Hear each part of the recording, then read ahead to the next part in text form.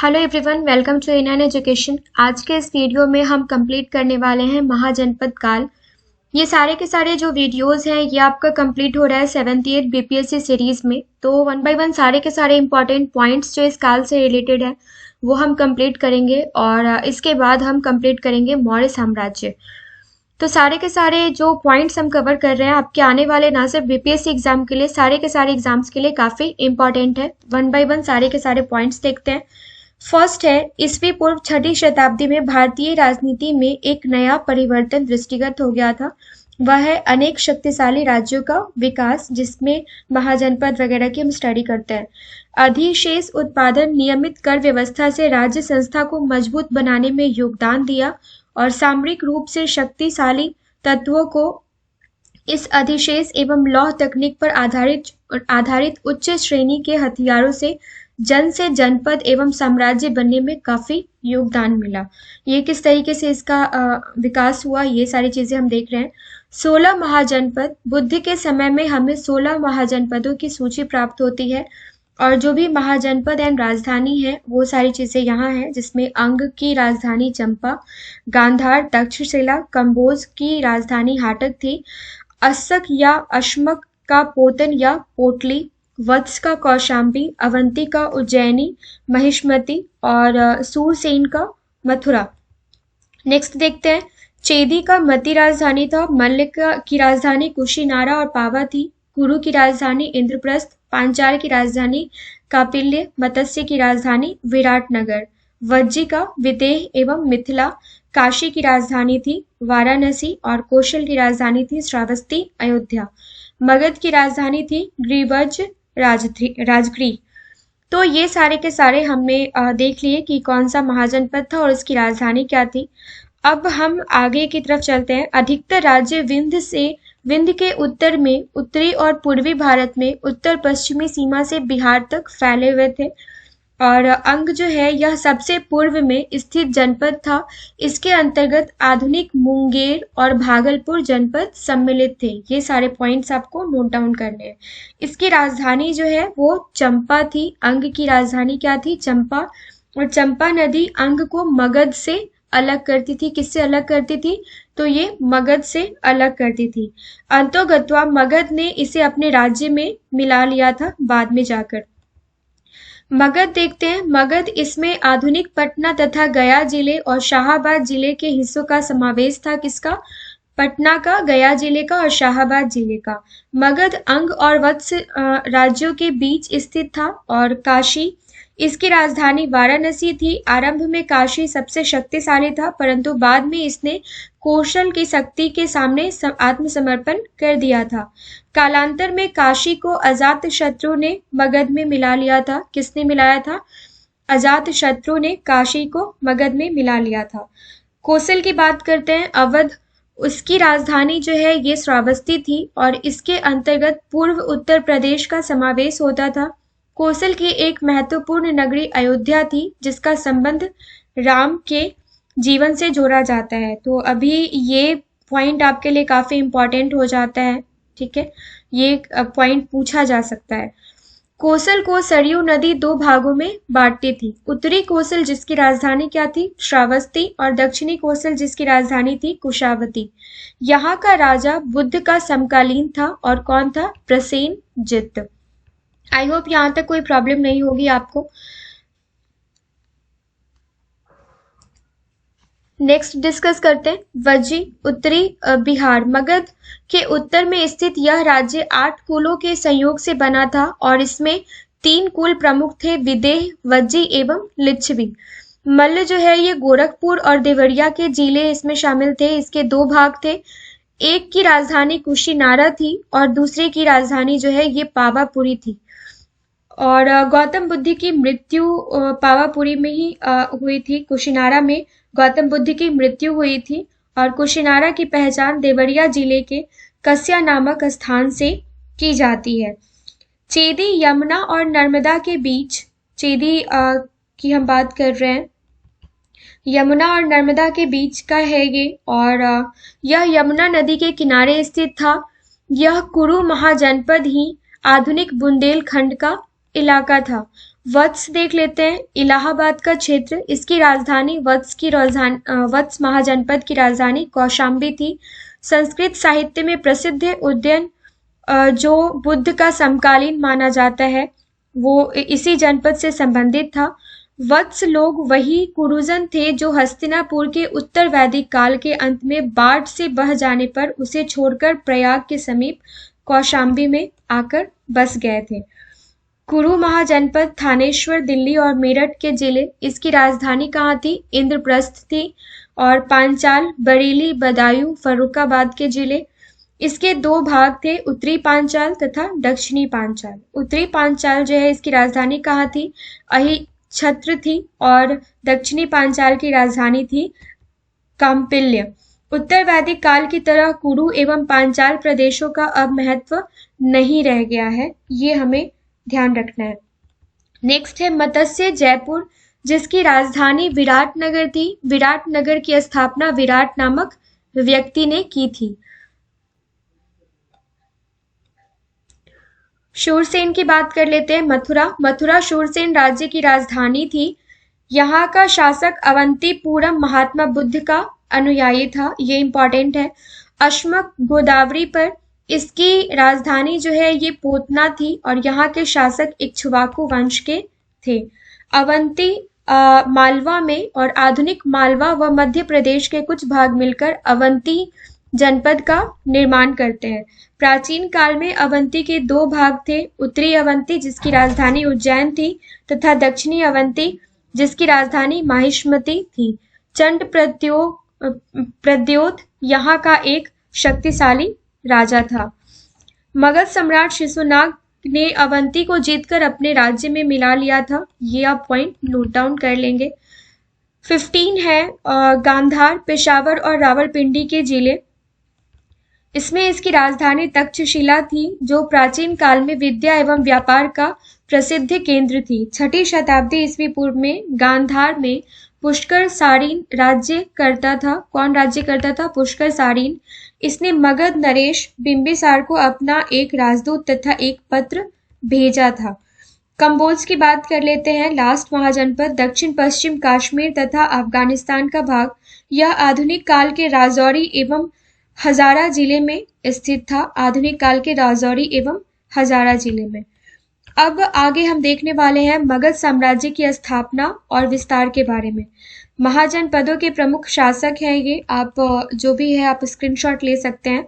महाजनपद और प्रमुख शासक की बात कर रहे हैं। मगध के शासक कौन थे? बिंबिसार, अजात शत्रु, यहाँ पे करेक्शन कर लेना है, शिशुनाग। अवंती के चंड प्रद्योत, काशी का बानर अश्वसेन,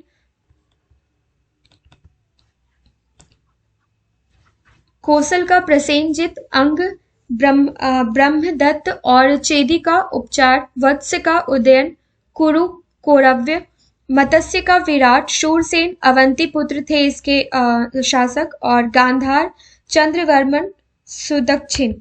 नेक्स्ट देखते हैं 6ठी शताब्दी ईस्वी पूर्व के उत्तरार्ध में 4 राज्य अधिक शक्तिशाली थे। कौन कौन से? काशी, कोसल, मगध और वज्रसंघ। लगभग 100 साल तक ये अपने राजनीतिक प्रभुत्व के लिए लड़ते रहे और मगध को विजय मिली लास्टली, एवं उत्तर भारत में राजनीतिक गतिविधियों को केंद्रीय स्थल मिल गया, ये केंद्रीय स्थल हो गया। अब बात करते हैं हम हर्यक वंश की और इसके पहले शासक बिंबिसार की, जो कि 1541 से लेकर 492 ईस्वी तक इनका कार्यकाल माना जाता है। हर्यक वंश का सबसे प्रतापी राजा था श्रेनिक, या फिर इनको बिंबिसार भी बोला जाता है। यह बुद्ध का समकालीन था तथा महावंश के अनुसार यह 15 वर्ष की अवस्था में गद्दी पर बैठा था। बिंबिसार ने वैवाहिक संबंधों द्वारा अपनी स्थिति सुदृढ़ कर ली थी, स्ट्रॉन्ग कर ली थी। इसने कोसल देश के राजा प्रसेनजित की बहन से विवाह किया था तथा दहेज में उसे काशी प्राप्त हुआ था। इसने लिच्छवी सरदार चेटक की पुत्री चिल्हना से विवाह किया था। मद्र देश के राजा की पुत्री इसकी दूसरी रानी बनी और बिंबिसार ने अवंती के राजा प्रद्योत की चिकित्सा के लिए अपने निजी चिकित्सक जीवक को उज्जैन भेजा था। ये क्वेश्चन हमसे पूछा जाता है। जिससे प्रद्योत की मैत्री उसे प्राप्त हो गई थी। अंग ही एकमात्र ऐसा जनपद था जो बिंबिसार के आक्रमण का शिकार हुआ था और बिंबिसार ने अंग के राजा ब्रह्मदत्त का वध करके अंग को अपने राज्य में मिला लिया था। बिंबिसार के समय मगध की राजधानी कौन सी थी? गिरिव्रज थी, जो 5 पहाड़ियों से घिरी थी। नेक्स्ट देखते हैं। अनुश्रुति के अनुसार बिंबिसार की उसके पुत्र अजातशत्रु द्वारा हत्या कर दी गई और अजातशत्रु के बारे में हम फिर देखते हैं। यह बिंबिसार के पश्चात मगध गद्दी पर बैठा और इसका नाम कुनिक भी रखा गया। बिंबिसार की मृत्यु के शोक में उसकी रानी, जो कौशल राज प्रसेनजित की बहन थी, के मर जाने पर नाराज होकर प्रसेनजित ने काशी प्रांत पुनः वापस ले लिया और काशी के प्रश्न पर अजातशत्रु एवं प्रसेनजित में युद्ध छिड़ गया था। कौशल की हार हुई, परंतु दोनों में संधि हो गया। काशी पर पुनः मगध का अधिकार हो गया था। आगे देखते हैं। कौशल की राजधानी की शादी जो है ये अजातशत्रु के साथ हो गई थी। उसके पिता के मरने के बाद अजातशत्रु का वज्जी संघ के साथ भी युद्ध हुआ था और अजातशत्रु ने अपने एक ब्राह्मण मंत्री वस्यकार को वज्जी संघ में फूट डालने के लिए भेजा था। किसने? अजातशत्रु ने।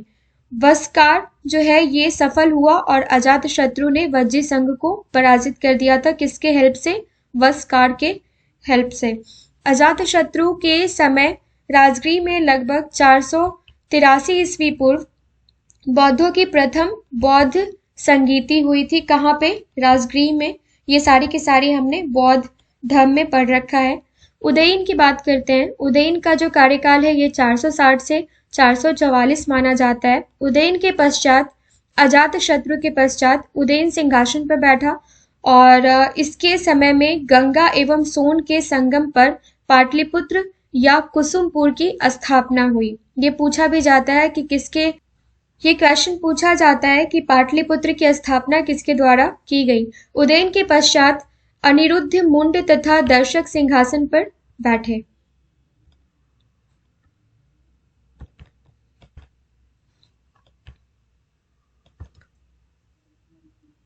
शिशुनाग वंश के बारे में देख लेते हैं। शिशुनाग इसने अपने शासक वंश की स्थापना की। यह प्रारंभ में हर्यक वंश के अंतिम नरेश नागदासक का मंत्री था। ये नोटेबल है। और नागदासक के नागरिकों द्वारा निर्वासित कर दिए जाने के पश्चात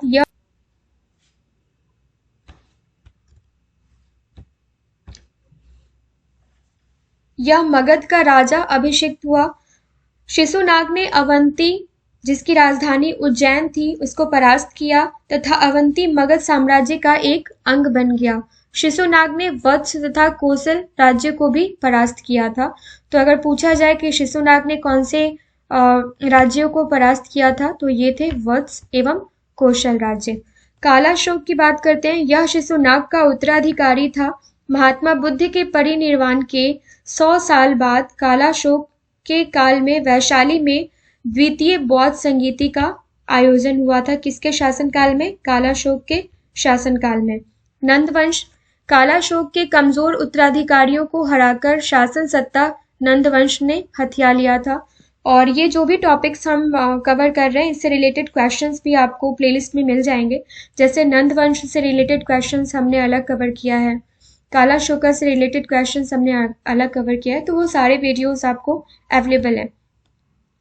नेक्स्ट देखते हैं। कालाशोक के कमजोर उत्तराधिकारियों को हराकर शासन सत्ता नंदवंश ने हथिया लिया था और यह वंश जो है ये निम्न कुलोत्पन्न था। नंदवंश की स्थापना महानंदिन ने की थी।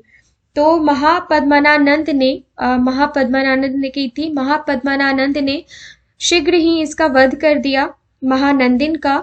और पुराणों में महापद्मनानंद को सर्वछत्रांतक कहा गया है। इसने कलिंग को जीतकर अपने राज्य में मिला लिया और एक बड़ा राज्य स्थापित करके इसने एक छत्र एवं एक राट का पद धारण किया था। किसने? महापद्मनानंद ने।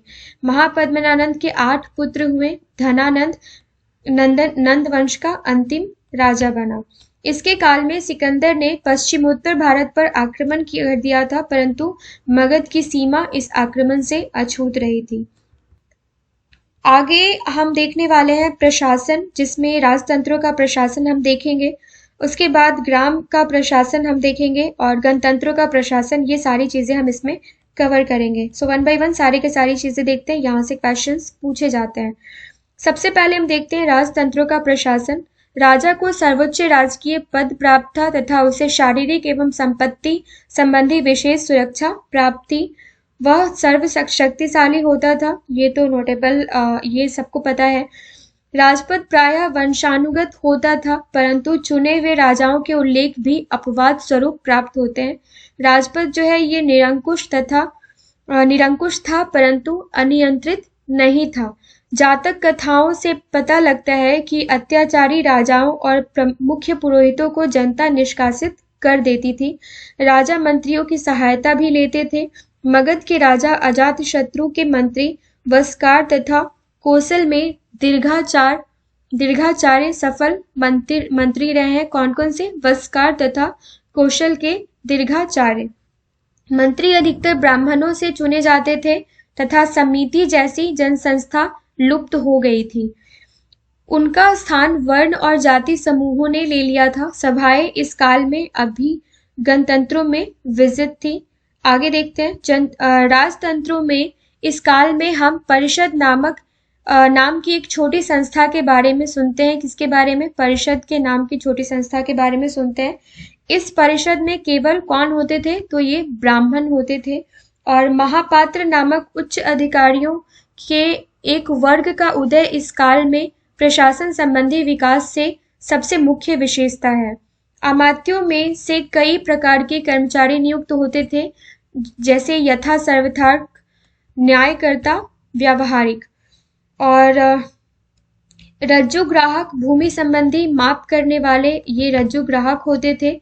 और द्रोण मापक जो होते थे, ये उपज में हिस्से की माप करने वाले को द्रोण मापक कहा जाता था। ग्राम का प्रशासन ग्रामीणों के हाथों में था, जिसे अब ग्राम प्रधान, ग्राम भोजक, ग्रामीण या ग्रामिका इत्यादि नामों से जाना जाता था। ग्राम प्रधानों का अत्यधिक महत्व था एवं उनका राजाओं के साथ सीधा संबंध था। ग्राम में कानून व्यवस्था बनाए रखना, अपने ग्राम से कर वसूलना उनका मुख्य कार्य था। राजा अस्थायी सेना रखते थे और सेना साधारणतया 4 भागों में विभाजित होती थी। कौन कौन सी? पदाति, अश्वारोही, रथ और हाथी। कर संबंधी व्यवस्था सुदृढ़ आधार पर स्थापित थी और योद्धा और पुरोहित करों के भुगतान से मुक्त थे। करों का बोझ मुख्यतः जो है ये किस पर था? तो किसानों पर था। वैदिक काल में स्वैच्छिक रूप से प्राप्त होने वाला बलि इस काल में अनिवार्य कर दिया गया था। बलि जो एक प्रकार का कृषि कर था। कर संग्रह करने वाले अधिकारियों में सबसे प्रधान ग्राम भोजक होता था और उपज का 6ठा भाग कर के रूप में लिया जाता था। ये क्वेश्चन डायरेक्टली पूछा जाता है। नेक्स्ट देखते हैं। इसके अतिरिक्त राजकीय करों में दुग्ध धन जो राजा के पुत्र के जन्म के अवसर पर दिया जाता था तथा व्यापारियों से प्राप्त किए गए चुंगी का भी उल्लेख मिलता है। चुंगी जो व्यापारियों से लिया जाता था और दुग्ध धन जो राजा के पुत्र के जन्म के अवसर पर लिया जाता था। करों के अतिरिक्त लोगों को बेगार करने के लिए भी बाध्य किया जाता था। और गणतंत्रों का प्रशासन देखते हैं। 16 महाजनपदों के अतिरिक्त हमें इस काल के गणराज्यों का भी उल्लेख मिलता है। प्रमुख गणराज्य कौन थे? तो यहाँ पे नोट नहीं है। ये थे शाक्य, और जिसकी राजधानी थी कपिलवस्तु, लिच्छवी, संघ और मल्ल। गणराज्यों में सरदार या राजा को दैवी अधिकार नहीं थे तथा उनका चुनाव होता था। गणतंत्रों में वंशगत राजा नहीं बल्कि सभाओं के प्रति उत्तरदायी अनेक व्यक्ति कार्य करते थे। प्रत्येक गणराज्य की अपनी परिषद या सभा होती थी। राजधानी में केंद्रीय परिषद के अलावा राज्य में प्रमुख स्थानों पर स्थानीय परिषदें भी होती थी और शासन का कार्य एक या कई सरदारों के हाथ में दिया जाता था। उन्हें क्या कहा जाता था? उन्हें राजन, गणराजन या संघ मुख्य कहा जाता था। राजन उपाधि का कभी कभी राज्य के सभी प्रधान व्यक्तियों के लिए प्रयोग होता था। और लिच्छवियों में हम 7,707 राजाओं के होने की बात सुनते हैं। एक बौद्ध ग्रंथ साक्ष्य के अनुसार लोग बारी बारी से राज्य करते थे और राजन के अतिरिक्त अन्य दूसरे अधिकारी भी थे जिन्हें उपराजन, सेनापति, भांडागारिक आदि नामों से जाना जाता था। और एक और फैक्ट है जो नोट आप कर लीजिएगा, राजतंत्र एवं गणतंत्र के प्रशासन में मुख्य अंतर उस वक्त यह था कि राजतंत्र में एक ही व्यक्ति का नेतृत्व रहता था और गण राज्यों में स्वल्प जन सत्तात्मक सभाओं के नेतृत्व में प्रशासनिक कार्य होते थे, एक से अधिक लोग होते थे। तो आई होप ये वीडियो आपको पसंद आया होगा। इसमें हमने सारा का सारा जो महाजनपद से रिलेटेड इंपॉर्टेंट पॉइंट्स हो सकते हैं वो हमने कवर किया है। इसके बाद हम मौर्य काल को पूरे के पूरे विस्तार रूप से कंप्लीट करेंगे। मिलते हैं नेक्स्ट वीडियो में। Thank you so much.